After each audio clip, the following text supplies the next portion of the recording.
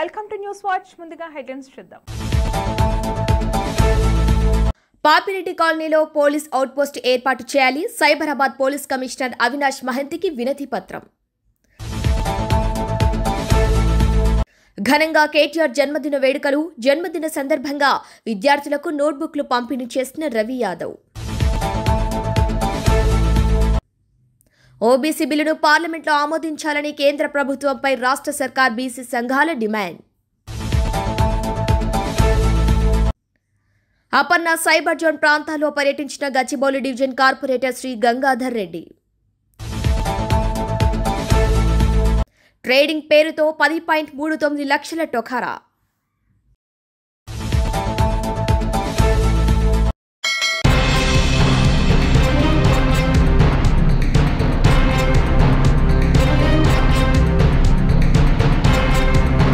ప్రధానిగా నరేంద్ర మోదీ సరికొత్త రికార్డు సృష్టించారు. ఎలాంటి విరామం లేకుండా దేశాన్ని అత్యధిక కాలం పరిపాలించిన ప్రధానిగా మోదీ నిలిచిపోయారు. ఇక ఇవాల్టితో ఆయన ప్రధానిగా బాధ్యతలు చేపట్టి 4708 రోజులు పూర్తిగా వస్తుంది.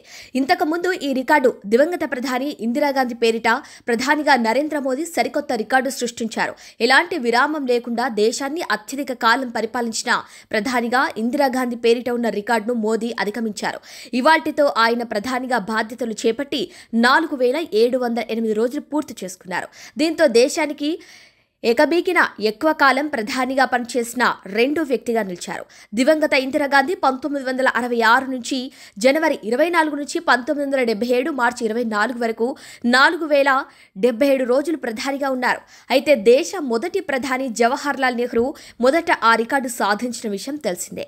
2014 మే 26న నరేంద్ర మోదీ తొలిసారిగా ప్రధానిగా బాధ్యతలు చేపట్టారు. అనంతరం జరిగిన 2 లోక్సభ ఎన్నికల్లోనూ ఆయన బీజేపీని అధికారంలోకి తీసుకొచ్చారు. దీంతో వరుసగా 3 లోక్సభ ఎన్నికల్లో తమ పార్టీలకు విజయాన్ని అందించిన ఘనత నెహ్రూ మోదీలకే దక్కింది.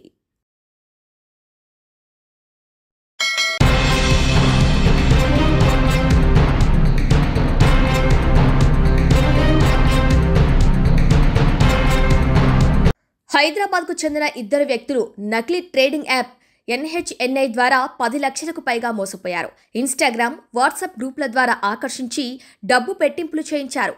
లాభం చూపించి విత్డ్రా ప్రయత్నించగానే 10% సర్వీస్ ఫీజు పేరుతో మోసం చేసి అకౌంట్ బ్లాక్ చేశారు.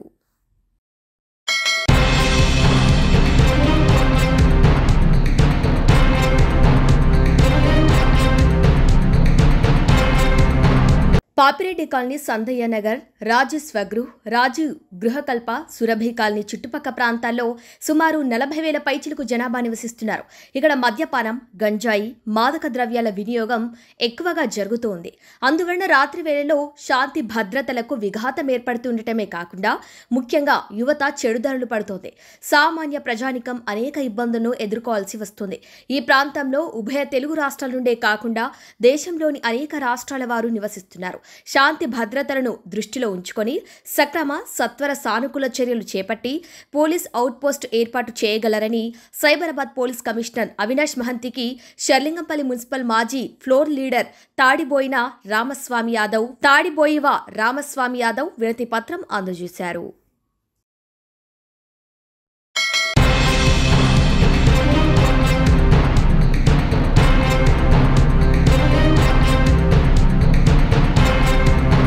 షర్లింగంపల్లి నియోజకవర్గం గచ్చిబౌలి డివిజన్ పరిధిలోని నల్లగండగల Aparna cyber zone gated community వాసుల విజ్ఞప్తి మేరకు కమ్యూనిటీ వాసులతో సమావేశమై ఎక్కడ సమస్యలు ఉన్నా అడిగి తెలుసుకొని ఆ సమస్యలను సత్వరమే పరిష్కరించే విధంగా చర్యలు తీసుకోవడం జరుగుతుందని గచ్చిబౌలి డివిజన్ కార్పొరేటర్ గంగాధర్ రెడ్డి తెలిపారు.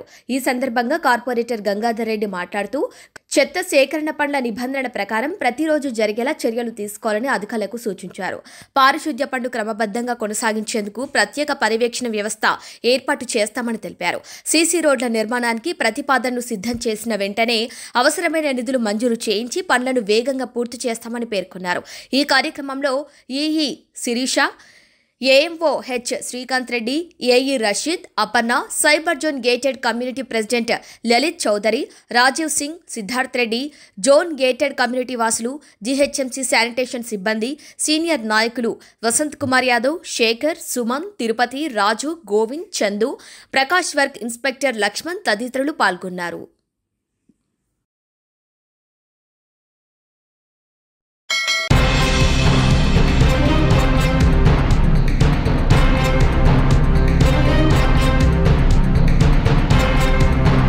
తెలంగాణ రాష్ట్ర ముఖ్యమంత్రి వర్యులు శ్రీ యనుమల రేవంత్ రెడ్డి ఆదేశాల మేరకు ఎమ్మెల్సీ టీపీసీసీ అధ్యక్షులు శ్రీ బొమ్మ మహేష్ కుమార్ గౌడ్ పిలుపు మేరకు శుక్రవారం రోజున జరిగే చలో ఢిల్లీ భాగీదారీ న్యాయ సమ్మేళనం కాంగ్రెస్ పార్టీ ఓబీసీ విభాగంలో భాగంగా ఢిల్లీలో జరిగిన సమావేశంలో మంత్రివర్యులు శ్రీ పొన్నం ప్రభాకర్ మరియు ఇతర నేతలతో నాయకులతో కలిసి కార్పొరేటర్ శ్రీ రాగం నాగేందర్ యాదవ్ పాల్గొన్నారు. అనంతరం వారు మాట్లాడుతూ తెలంగాణ రాష్ట్రంలో చేపట్టిన కుల సర్వే విధి విధానాలు, కులగణన సర్వే శాస్త్రీయబద్ధంగా చేసిన తీరుపై సమీక్ష సమావేశం జరిగిందన్నారు. నేటి పరిస్థితుల్లో సామాజిక, విద్య మరియు ఆర్థికంగా ఓబీసీల అభివృద్ధి కోసం ఉద్యమం అవసరమని పేర్కొన్నారు. దీనికోసం రాష్ట్రం పంపిన బిల్లులు ఆమోదానికి కేంద్రంతో పోరాడాల్సిన అవసరం ఉందని అన్నారు.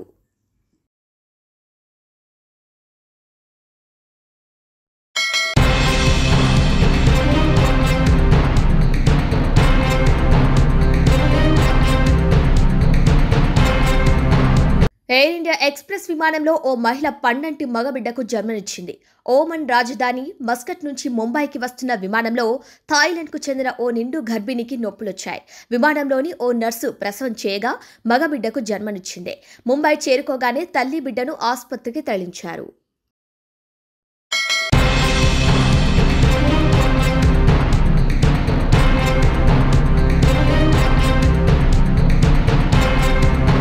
ఆదిలాబాద్ ఎయిర్పోర్ట్ ఏర్పాటుకు ఎయిర్ ఫోర్స్ అంగీకారం తెలిపింది. రాష్ట్రం ఎయిర్ ఫోర్స్ కలిసి వినియోగించుకునేలా నిర్మించనున్నారు.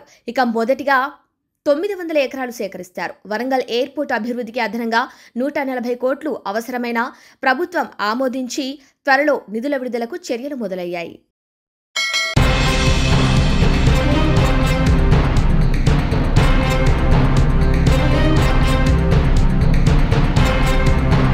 BRS party working president MLA KTR పుట్టినరోజు సందర్భంగా పాపిరెడ్డి నగర్లో ప్రభుత్వ పాఠశాలలో విద్యార్థుల మధ్య కేక్ కట్ చేసి శుభాకాంక్షలు తెలియజేశారు రవి యాదవ్. అనంతరం పాపిరెడ్డి నగర్, లింగంపల్లిలో విద్యార్థులకు నోట్బుక్లు పంపిణీ చేశారు. అనంతరం హాస్పిటల్లో రోగులకు పండ్లు కూడా పంపిణీ చేశారు. కేటీఆర్ జన్మదిన సందర్భంగా మారబోయిన రవి యాదవ్ మాట్లాడుతూ రాబోయే కార్పొరేటర్ ఎన్నికల్లో వచ్చేది బీఆర్ఎస్ పార్టీకి ప్రజలు బ్రహ్మరథం పడతారని, కాంగ్రెస్కి ఒక్క సీటు కూడా దక్కకుండా చూసుకుంటానని, రామన్న చేసిన మంచి పనులు మా తెలంగాణ ప్రజలు గుర్తుపెట్టుకుని తెలంగాణలో ఎక్కడ చూసినా ప్రతి గల్లీలో ప్రియతమ నాయకులు కేటీఆర్ జన్మదిన వేడుకలు ఘనంగా జరుగుతున్నాయన్నారు. దీని అంతటి కారణం మన వర్క్ ఇంపార్టెంట్. కేటీఆర్ చేసిన మంచి పనులని మీడియా ముందు మళ్లీ ఒకసారి గుర్తు చేస్తున్నానని అన్నారు. ఇలాంటి జన్మదిన వేడుకలు మరెన్నో చేసుకోవాలంటూ నిండు నూరేళ్లు ప్రజలతో మమేకమై సంతోషంగా ఉండాలని కోరుకుంటున్నామన్నారు. ఇందులో ఒక బాధాకరమైన విషయం ఏంటంటే ఓర్వలేని అల్లరి మూకలు ఎక్కడ చూసినా టీఆర్ఎస్ బ్యానర్లు చింపివేయటం చాలా బాధాకరమైందని తెలియజేశారు. జీహెచ్ఎంసీ అధికారులు కొందరు కాంగ్రెస్ ప్రభుత్వ నాయకుల ఒత్తిడి మీద ఇలా బ్యానర్లు చించివేయటం ఎంతవరకు న్యాయమని ప్రశ్నించారు. ఎన్ని ఆటంకాలు తెచ్చినా, ఎన్ని అడ్డంకులు వచ్చినా ఈ టీఆర్ఎస్ ప్రభుత్వాన్ని ఆపలేరు. మరోసారి మన రాబోయే కాలంలో రాబోయే సీఎం కల్వకుంట్ల తారక రామారావుకు హృదయపూర్వక జన్మదిన శుభాకాంక్షలు తెలిపారు. ఈ కార్యక్రమంలో కేఎన్ రాములు, రవికుమార్, గడ్డం శ్రీనివాస్, ప్రభాకర్ గౌడ్, శ్రీకాంత్ యాదవ్, వెంకట్రెడ్డి, స్వామి నాతన, స్వామి, వెంకటేష్ యాదవ్, సురేష్ యాదవ్, గంగాధర్ గౌడ్, మున్నా, నవీన్ గౌడ్, సురేష్, మహేష్, శ్రీశైలం, ప్రవీణ్, అనిత, నాగమణి, సునంద, దివ్య, రమాదేవి, స్వరూప, నాయకులు, కార్యకర్తలు, అభిమానులు తదితరులు పాల్గొన్నారు.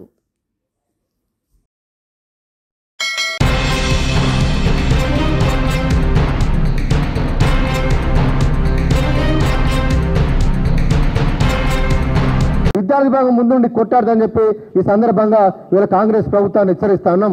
అందులో భాగంగా సదస్సు నిర్వహిస్తాం. సదస్సు తర్వాత మరిన్ని కార్యక్రమాలు తీసుకుంటాం. ఈ ప్రభుత్వం మెడల్ వంచే వరకు కూడా అటు ఢిల్లీని ఇటు కాంగ్రెస్ రేవంత్ రెడ్డి ప్రభుత్వాన్ని ఇద్దరు మెడల్ వంచడానికి మేము ప్రయత్నం చేస్తాం. ఎందుకంటే ఇవాళ నరేంద్ర మోడీ గారు చంద్రబాబు నాయుడు ఏ పని చెప్తే ఇవాళ నరేంద్ర మోడీ గారు ఆ పని చేస్తా ఉన్నారు.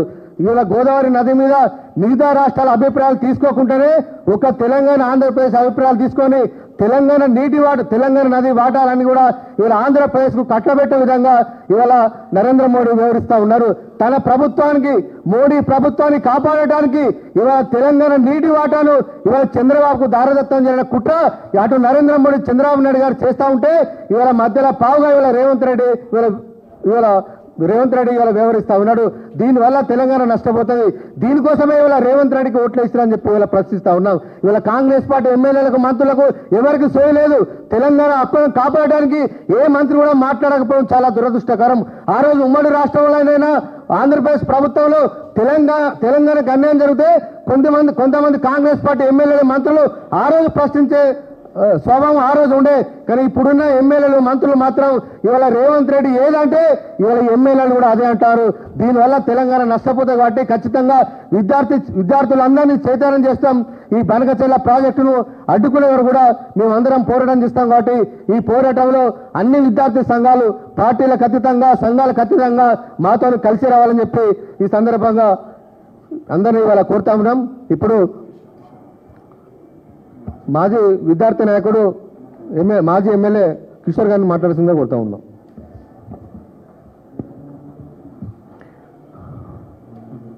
మీడియా మిత్రులకు నమస్కారం. భారత రాష్ట్ర సమితి విద్యార్థి విభాగం యొక్క రాష్ట్ర స్థాయి సదస్సు 26 నాడు విఎన్ఆర్ గార్డెన్స్లో పెట్టుకోవడం, దానికి వక్తలుగా హరీష్ రావు గారు, దేశపతి గారు, జగదీష్ రెడ్డి గారు, అదేవిధంగా కార్యనిర్వాహక అధ్యక్షుడు కేటీఆర్ గారు వచ్చి ముగింపు చేయడం.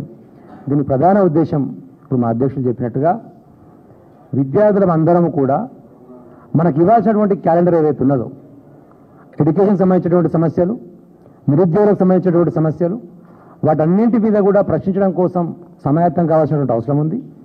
అదే సందర్భంలో తెలంగాణకు ఏ రకమైన అన్యాయం జరిగినా ప్రశ్నించే గొంతుకలుగా ఉద్యమంలో కీలక భూమిక పోషించినటువంటి విద్యార్థులు మరొకసారి ఉద్యమానికి అందరూ కూడా సన్నద్ధులు కావాలనేటువంటి ఒక మంచి లక్ష్యంతో స్టార్ట్ చేస్తూ ఉన్నాం. ఉద్యోగస్తులకు సంబంధించి అయితే మనం ఇచ్చినటువంటి నోటిఫికేషన్లో ఆయన వచ్చిన తర్వాత పత్రాలు పంచి నేను ఇచ్చిన అని చెప్పేసి ముద్దాడేటువంటి పరిస్థితి కనపడుతున్నది రేవంత్ రెడ్డిది. అదొక రకమైనటువంటిది.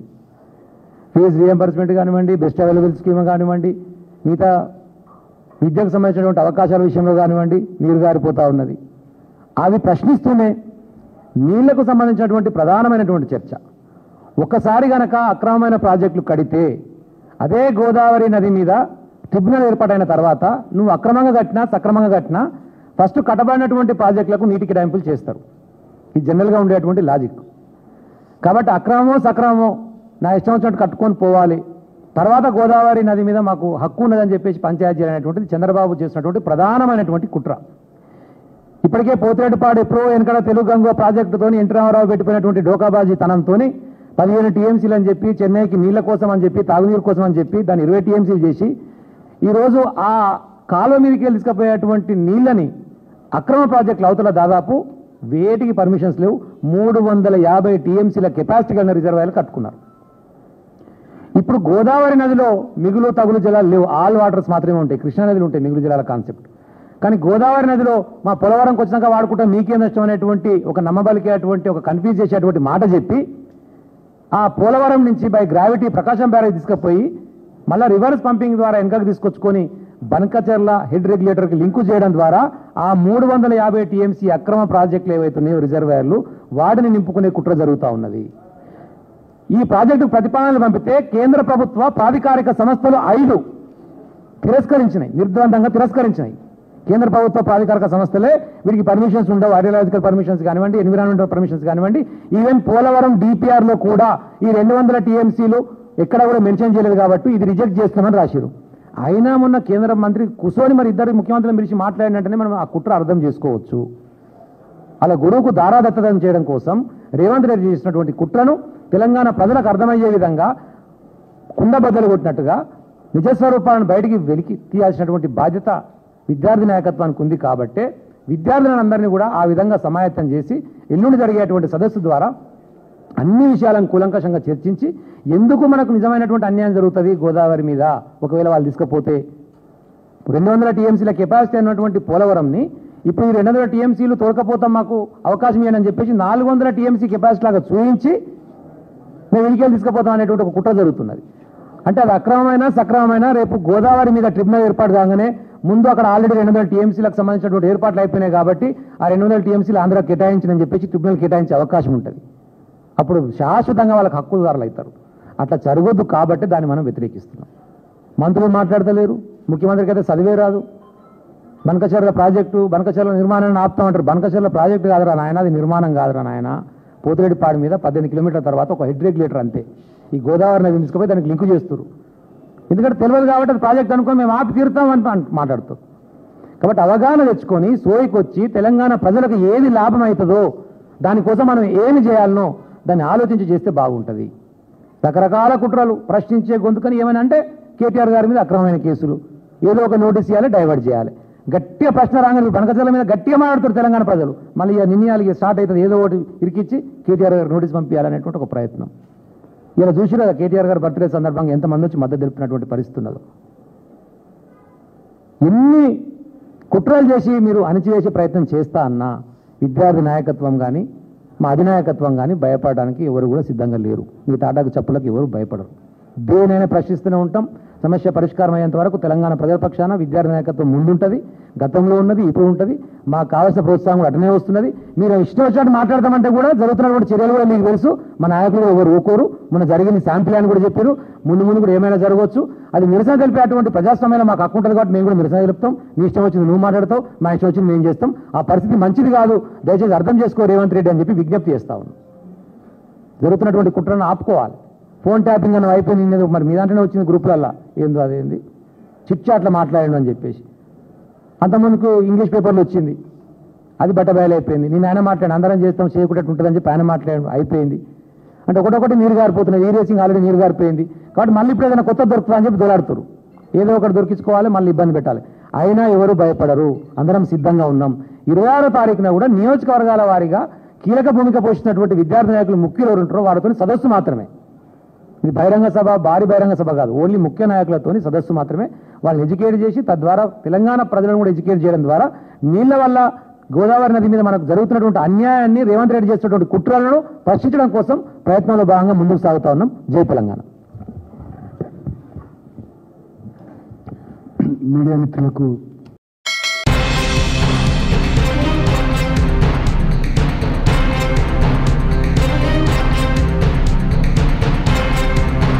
బులెటిన్ ముగించే ముందు హెడ్లైన్స్ మరొకసారి.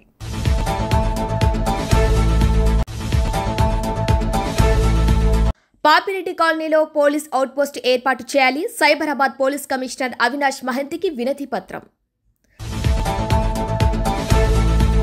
ఘనంగా కేటీఆర్ జన్మదిన వేడుకలు. జన్మదిన సందర్భంగా విద్యార్థులకు నోట్బుక్లు పంపిణీ చేసిన రవి యాదవ్. ఓబీసీ బిల్లును పార్లమెంట్లో ఆమోదించాలని కేంద్ర ప్రభుత్వంపై రాష్ట్ర సర్కార్ బీసీ సంఘాల డిమాండ్. అపర్ణ సైబర్ జోన్ ప్రాంతాల్లో పర్యటించిన Gachibowli division corporator Shri Gangadhar Reddy. Trading పేరుతో 10.39 లక్షల టొకారా.